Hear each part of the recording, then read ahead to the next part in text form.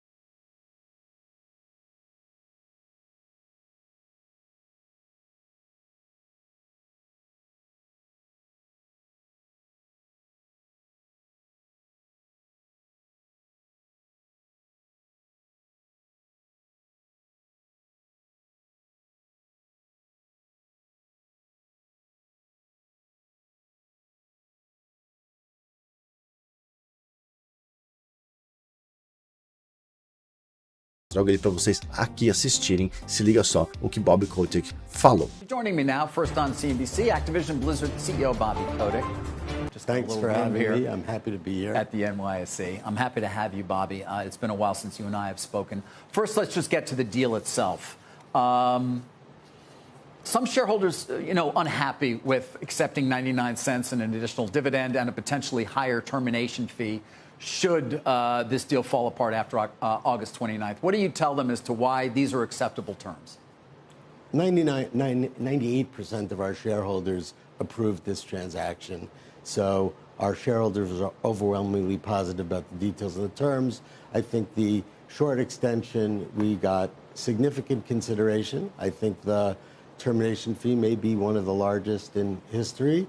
We've got an improvement in commercial terms. We're paying a 99-cent dividend. So I think the shareholders, my view is that this is a great deal for shareholders. You didn't think you were in a position to potentially extract a little bit more compensation from Microsoft?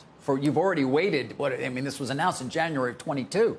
Well, we extracted a significant amount of additional value. If this deal isn't going to close, we're going to pay a dividend. So, from my perspective, I think shareholders, what I've heard is shareholders are overwhelmingly enthusiastic about this transaction. Are you overwhelmingly enthusiastic about it? I think given how competitive the landscape has become, how difficult it is to attract the kind of talent in AI and machine learning that we see is necessary, and especially now as you're starting to see the pace of the use of AI and machine learning change, that this is a great transaction for our shareholders, for our company, and so I'm very excited about it. We're waiting for the UK, as we have been for some time. The dynamics seem to shift markedly, really, over just the last few weeks. What are your expectations when it comes to what is left to do there to get the approval of the CMA? So if you think about the history of the video game business, the UK really factored significantly in the evolution of the industry. The BBC had a computer in the early 80s. Sinclair was one of the first people to introduce a consumer computer.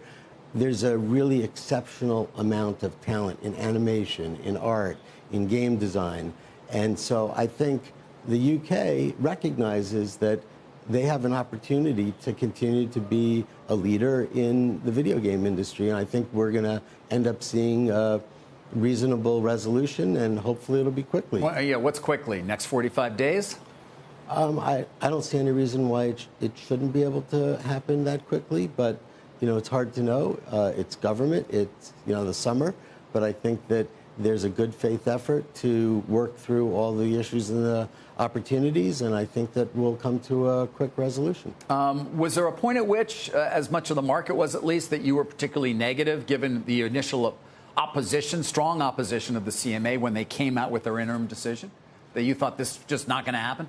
Look, I think if you listen to Jonathan Cantor on the show this morning, he was very thoughtful and recognized that the law matters and that the facts matter.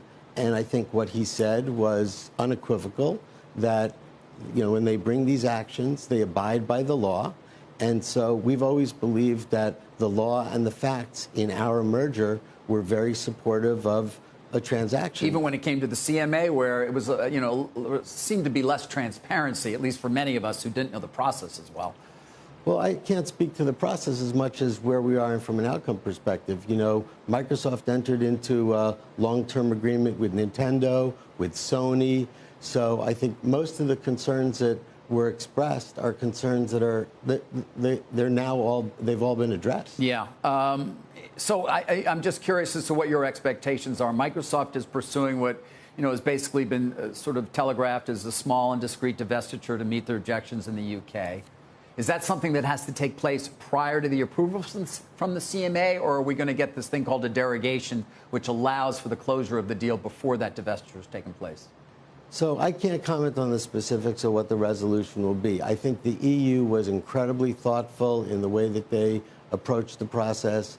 I think they were extremely well informed. I think one of the reasons is that the video game industry is growing dramatically in Europe. I know from our own operations, we have studios in Poland, in Berlin, in Barcelona, in Stockholm. There's an enormous amount of talent and opportunity, and I think video games are seen as an opportunity for growth in a market where there has been not a lot of growth. Yeah. And so I think in the case of the UK, I can't tell you what the specifics will be, but I think they've come to realize that the remedies that we've proposed are reasonable, and I think we'll be able to get the deal